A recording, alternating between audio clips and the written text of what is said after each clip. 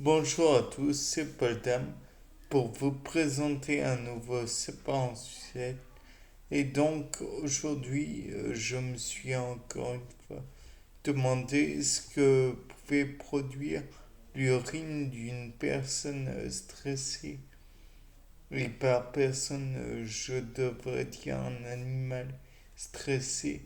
Et est-ce que cela pourrait indiquer quelque chose ou est-ce que le cortisol donc pourrait passer par d'autres voies que l'urine.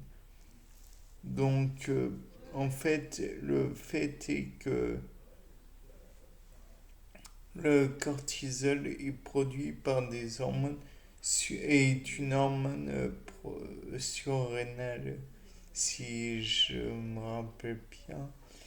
Et en conséquence, il va donc aller dans les vaisseaux sanguins et faire son œuvre par la suite dans le corps humain ou le corps animal, peu importe.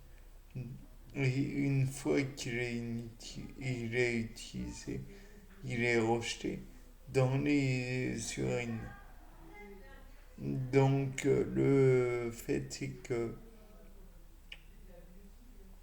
j'imagine que s'il y en a dans les urines, il y en a aussi dans les fesses, puisque ça passe dans le sang.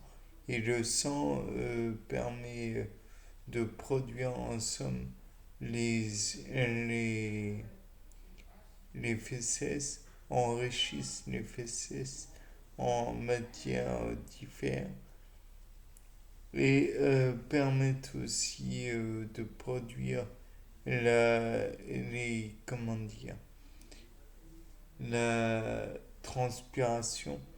Donc, puisque ça va passer par les glandes sudoripares, et comme le sang passe dans les glandes sudoripares, il va forcément impacter celles-ci et laisser des traces. D'autant que l'un des effets du cortisol sur l'organisme est d'élever la température du corps humain, entre autres.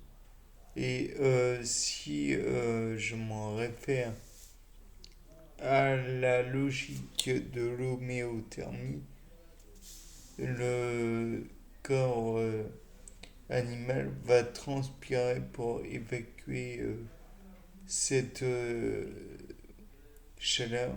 Bon, il est vrai que cela peut passer par les coussinets, bien que cette température ne sera pas beaucoup rabaissée. Il est possible que par exemple les chats, les chiens transpirent par les coussinets. Le, le chien va néanmoins ouvrir la gueule pour allaiter, puisque c'est l'une des façons qu'il a de rafraîchir son corps. Dans le cas de l'éléphant, il va y avoir un battement rapide des oreilles probablement. Et il est possible aussi qu'il aille dans l'eau, qu'elle soit ou non marécageuse, c'est pas important, pour se rafraîchir, comme beaucoup de pachydermes, tel l'hippopotame, il a une difficulté comment dire, à évacuer, je présume, la température, puisque, comme son nom l'indique, pachyderme, sa peau est épaisse. Donc, il aura des difficultés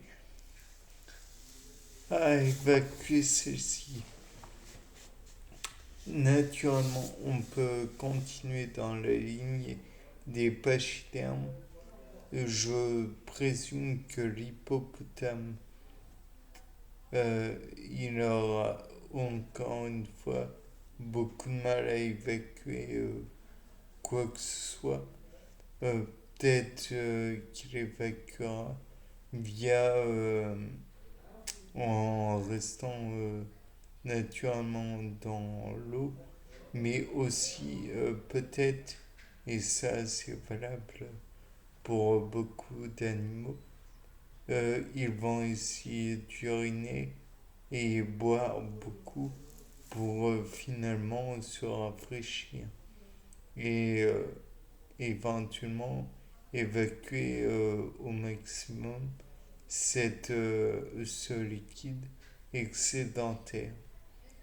Pour ceux comme le crocodile du Nil ou alligator ou que sais-je encore, il me paraît difficile pour eux de faire autre chose que laisser leur gueule ouverte, étant poikilotherme.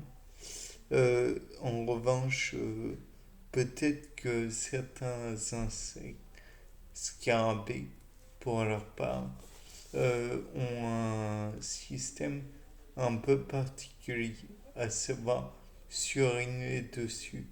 Les moustiques plus particulièrement, pour faire face au fait que le sang est très largement plus chaud que leur corps, surinent dessus afin de rabaisser la température. On peut imaginer que en prélevant le sang d'une personne qui a eu des corticoïdes, ça risque d'être encore plus pénible pour lui, puisque le corticoïde a cette fâcheuse tendance, enfin le plus précisément, les glucocorticoïdes ont cette fâcheuse tendance à faire augmenter la température interne du corps humain. Donc il ferait augmenter aussi celle du moustique. Bien, c'était Paul Dame pour vous présenter un nouveau sapin. Au revoir.